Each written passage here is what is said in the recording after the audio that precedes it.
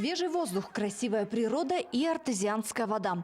Не зря это место назвали жемчужиной Южной Якутии.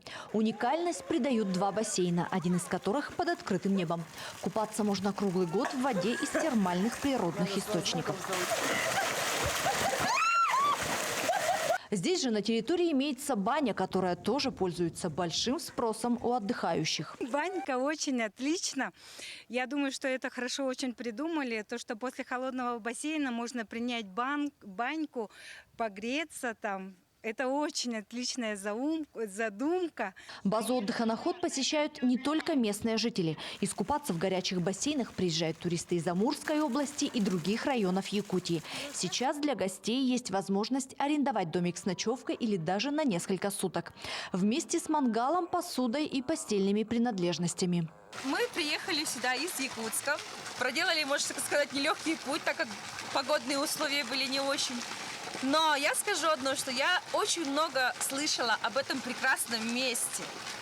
Здесь очень круто. Вы как видите, сейчас идет снег, но вода теплая. Это непередаваемые ощущения. Приезжайте все сюда. Здесь просто супер, здесь классно. Просто... Волшебная якутская природа располагает к отдыху с детьми, с семьей, с коллективами, друзьями. Здесь можно отметить торжество и просто приятно провести выходные. О, мне вообще все понравилось, просто супер. Сегодня на улице -7, но ощущение как в душе +20. Просто бассейн крутой, баню, то, что они отстроили. Вот в бане я в первый раз была раньше только в детстве. Ну, там ни бани, ничего не было. Но я в восторге от этого места, мне прям понравилось. В народе «Наход» считается целебным. Вода в источнике регулярно обновляется. Она помогает расслабиться, снять усталость, восстановить силы и улучшить состояние организма.